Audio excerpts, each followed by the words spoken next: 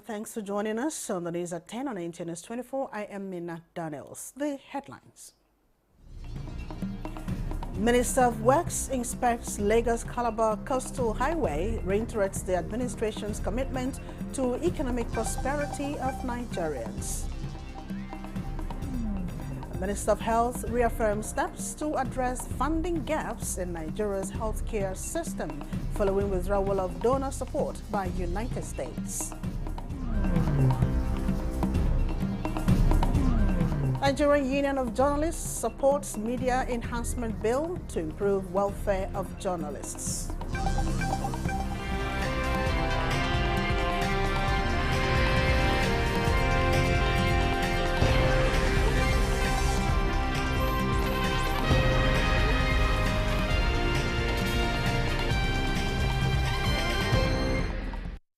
The present administration's commitment to projects that will uplift the socio-economic life of Nigerians will not be deterred with comments or critics who label these projects as wasteful. Minister of Works David Umahi reacted to criticisms made on the Lagos-Calabar Coastal Highway while inspecting the first section of the road. Lanre Gbele has details. The goal to unveil the first section of the Lagos-Calabar Highway by May this year is becoming a reality, as the fast pace of work on the concretized section surpasses time projections. This, the minister describes as a confidence booster. He used the opportunity to set the record straight on remarks made by some Nigerians. Why single out this one, to say that it's wasteful? Is it wasteful because it is connecting to all the, existing roads that, we make life very easy? That from the existing road, you just come to this. And from here to Calabar, you just be there in 5 hours.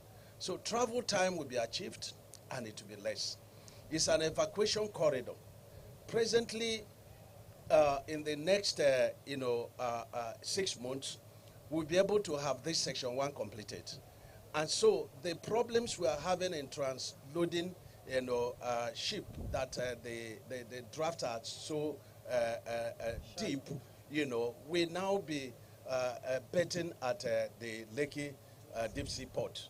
The minister, however, welcomed all criticisms on the administration's road projects, saying he's got answers that prove beyond doubt that they are done within the ambit of the law under careful considerations of its socio-economic importance and the years of legacy it portends for national development. In Lagos, Lanre Gbele, NTA News.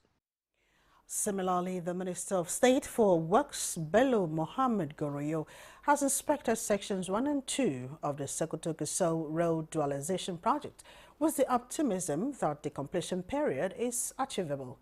He says once completed, the highway will facilitate transportation, trade, and reduce volume of auto crashes. Bashir Ibrahim Nababa completes the report. The inspection of the project sites by the Minister for State Works, Bello Mohammed Goroyo, is in line with the marching order by President Bola Tinubu for the ministry to embark on infrastructure assessment tour to ensure compliance to contractual agreements and timely delivery of quality work by contractors handling various federal government roads for the benefits of Nigerians. The Sokoto-Gusau Dual Carriage Highway is part of the renewed hope agenda of President Bola Tinubu on critical infrastructure to enhance security, fast-track economic growth, and improve connectivity in the Northwest region. The ministerial train had a stopover at one of the project sites for an interface with a contracting firm to ascertain the level of progress. Bello Goroyo insists on execution of nothing other than quality work that will endure for many years, which is what the President Bola Tinubu infrastructural transformation is all about. He noted that potholes repairs are carried out simultaneously with the ongoing construction of the new concrete road to ease vehicular movement. Goroyo maintains that the completion period for the project is realistic with collective efforts of all stakeholders. The Federal Ministry of Works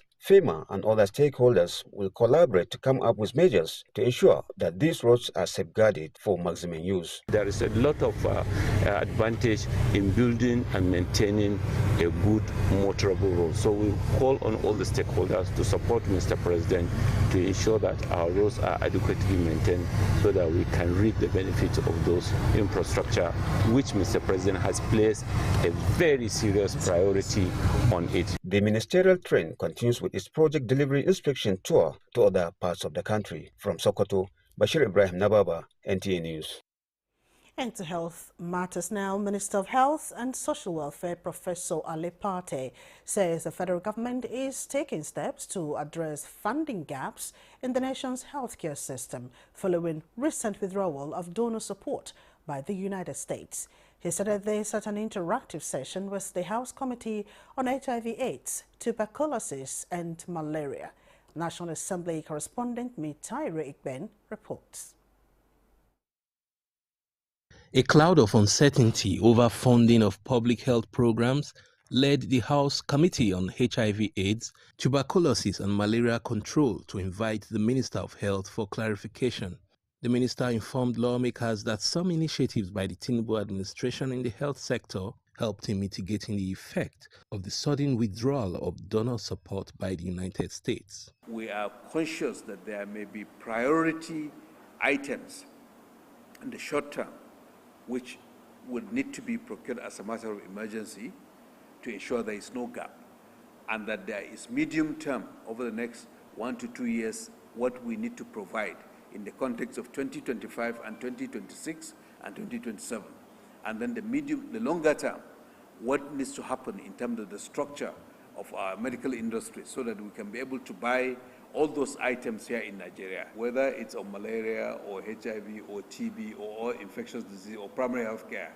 All levels of government have to pull their weights so that we achieve. I have called for malaria treatment to be made free at primary health centers in Nigeria to ease the burden of malaria in our country, and for the subsidization of basic malaria drugs and consumables. We must work together to ensure we get this right and rid our country from all public health threats by 2030. The lawmakers stressed the need for regular interface with the minister to ascertain progress in bridging funding gaps in the nation's health sector. From the National Assembly, Mitaire Ikben, NTA News. Meanwhile, the House of Representatives is making a move to ensure that ministries, departments and agencies of government establish climate change desk as provided by the Climate Act. This was during an investigative hearing on the implementation and challenges of the 2024 budget between House Committee on Climate Change and Security and some ministries.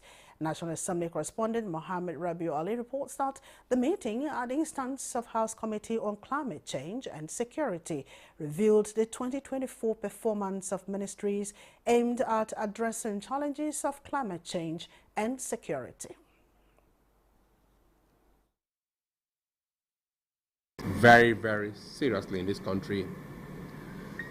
There are a lot of money to be, gotten from the international community, and until we'll be seen to be taking this matter very seriously, I don't think we'll probably have access to such funds. The Act specifically said that every agency, ministry, parastatal, MDAs will have a climate change desk. This committee cuts across every agency, every committee in this country. The committee expressed displeasure with the absence of some key players invited to the hearing. And as the Nigerian Union of Journalists marks 70 years of existence, Speaker of the House of Representatives, Tajuddin Abbas, is advocating better welfare for journalists to discharge their constitutional role effectively. In a message on the occasion, Speaker Abbas says The House of Representatives welcomes legislations that seek to promote the sanctity of journalism as well as enhance the capacity of journalists and media professionals as a whole, while commending Nigerian journalists for their immeasurable contributions to the country's democracy and development. He enjoined media practitioners to continually learn, unlearn, and relearn on the job. The National President, Nigerian Union of Journalists, Al-Hassan Ihaya Abdullahi, says the union is working towards a media enhancement bill that will see improvements in salaries and working conditions of journalists in Nigeria. This was during a press briefing to commemorate 70th anniversary of Nigerian Union of Journalists. Let's join Ekene Ndulwe for the report. Solidarity forever. The 70th anniversary is an opportunity for the union to assess its present position and consider the future of journalism in Nigeria amid innovations and evolving audience expectations. The national president is concerned about several challenges in the industry, including poor salary and working conditions of journalists. Low pay and poor staff welfare are driving skilled individuals away from the media industry. Long hours, tight deadlines, and poor working conditions create an unhealthy environment leading to stress-induced ailments. Technological innovations have also brought about increased misinformation and disinformation, and the union has outlined a new paradigm to address the challenge. Nigerian journalism must embrace a new paradigm: accountability and responsive journalism, investigative and critical journalism. Number 3, creative and innovative storytelling. Number 4, global practice and national interest. And number 5, strengthening media literacy. NUJ says the 70th anniversary will be marked with a series of commemorative events that will be unveiled in coming weeks.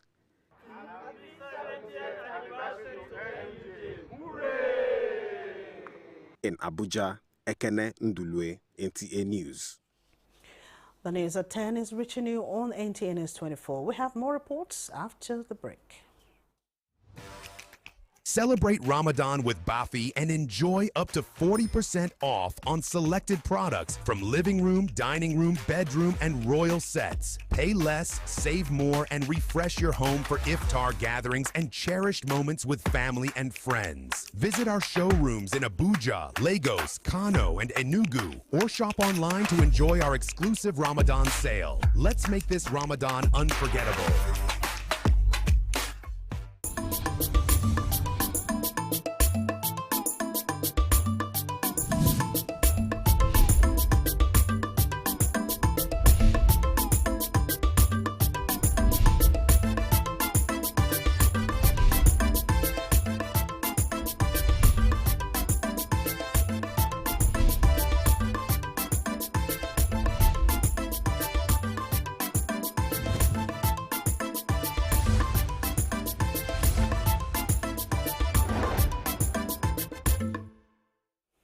Thanks for joining us again. The Nigerian Police Force has achieved another significant milestone in its ongoing fight against violent crime with successful operations in Abia and Nasarawa states, leading to the rescue of kidnapped victims, the neutralization of notorious criminals, and the recovery of firearms and ammunition. A statement by the force public relations officer Olumuyiwa Adejobi states that operatives in Abia State acted on intelligence and stormed a criminal hideout in Osokwa, Osisioma local government area following the abduction of 4 individuals along New Umahe Road in Obingwa on March 9, 2025. A fierce gun battle ensued, but the tactical team overpowered the kidnappers, neutralizing 6 suspects and rescuing all victims unharmed. The police recovered 2 AK-47 rifles, 6 magazines, and 34 rounds of live ammunition. The rescued individuals were immediately taken for medical evaluation. In a separate operation in Nasarawa State, a combined team of the Nigerian Police Force, the Nigerian Army, and local vigilantes tracked down a wanted kidnapper in Akwanga. He was intercepted near Akwanga's Central Mosque while attempting to flee on a motorcycle. When confronted, he pulled a firearm but was swiftly neutralized. A Barton pistol and 12 rounds of live ammunition were recovered. Meanwhile, an accomplice escaped with gunshot wounds and a manhunt is currently underway. Zamfara State Governor Dauda Lawal has commended President Bola Tinubu for the establishment of the Northwest Development Commission, expressing optimism that the state will benefit maximally from the laudable initiative. The governor made the remarks while receiving the pioneer management of the commission at the Government House, Gusau. Jamil Ibrahim has more.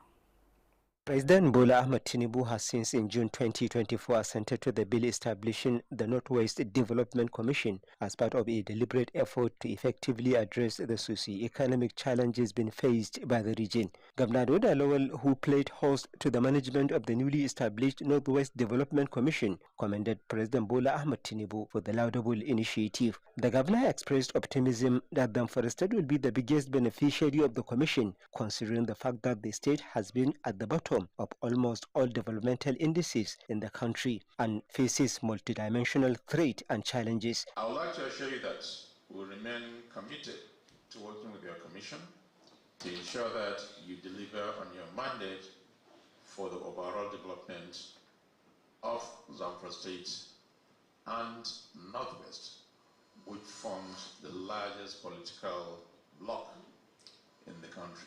We want to assure you that he will be the leading light for us to work with our team and develop what the state wants us to do.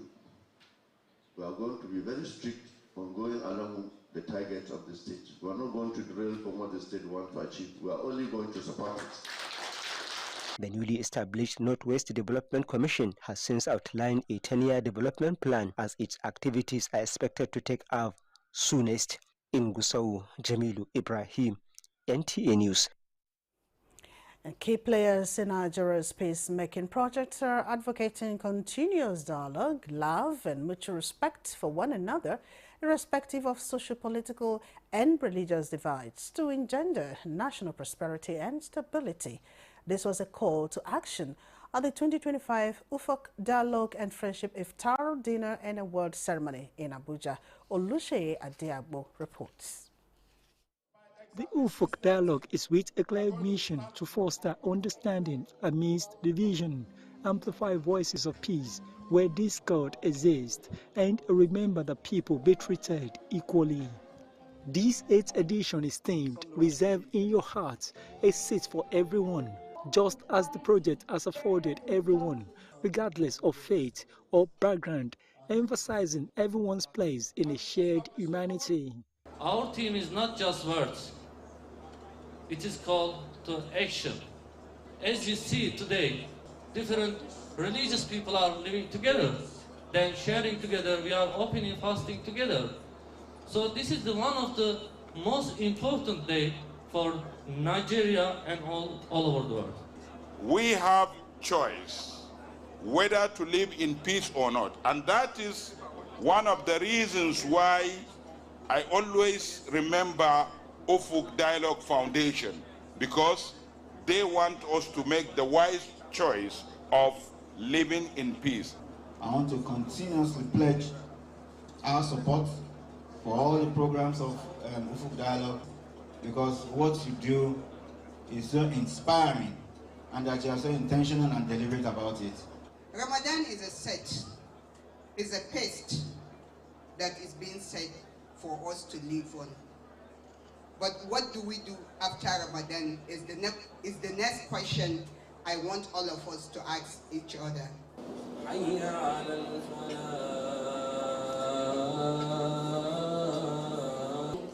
Bring our prayer, our fast. It is a unique evening coming in the month of Ramadan and the Lenten season to share dinner together with messages on commitment to peace through dialogue. You cannot be an enemy of someone who you have eaten with. So we want to thank UFOC. So I think it's a very inspiring story. They are very committed to dialogue, they are very committed to social welfare, community development, peace building.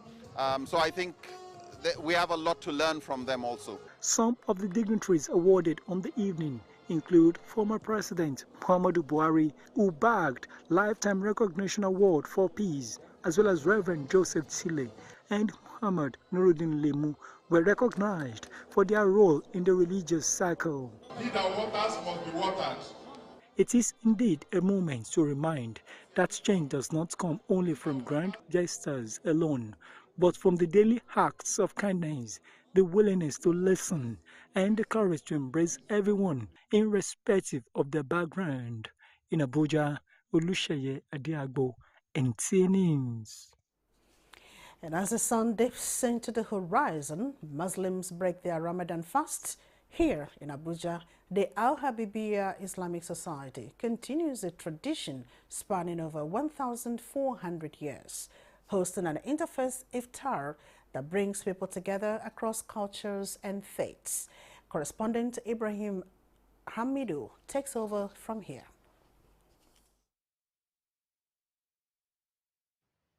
In a remarkable display of interfaith harmony, the Al-Habibiyya Islamic Society brought together Muslims and Christians to share in the joy of iftar and to squash mistrust that festers across the nation. We are from God and will pass through the soil to go back to God again. From the first day of Ramadan until the first day of Shawwal, we ensure that we feed souls. The description of those who are high class of learned among the Christians is that they are humble. What's even more remarkable is that Christians contributed generously to feed thousands of Muslims gathered at the Al-Habibiyya Islamic Center in Abuja, a powerful gesture of solidarity and friendship.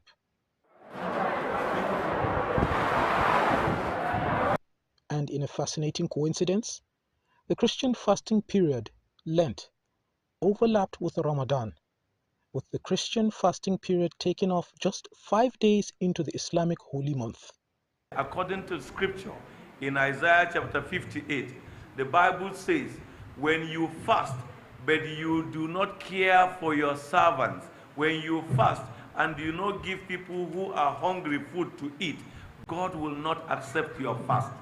So whatever good we are doing to those poor people, to the less privileged, we're actually doing it to God. We're actually doing it to the Lord. And whosoever ministered to the poor, because the poor can't pay you, God in a way will bless because we have shown interest to the poor. In this spirit of unity and friendship, the Al-Habibiyya Islamic Society's interfaith iftar shines as a beacon of hope, illuminating the path to a brighter, more harmonious future. In Abuja, I'm Ibrahim Hamidu, NTA News.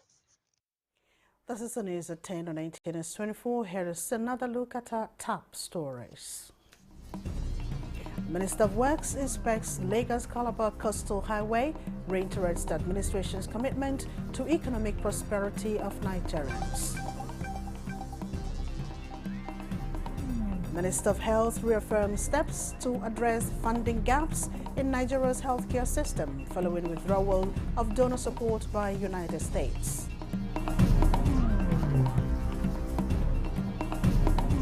Nigerian Union of Journalists supports media enhancement bill to improve welfare of journalists.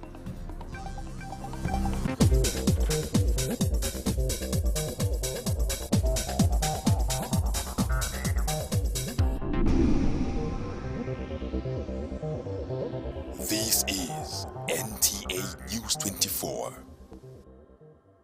Vice President Kashim Shettima has reaffirmed the federal government's commitment to ensuring lasting peace, stability and economic development in Plateau State and across Nigeria.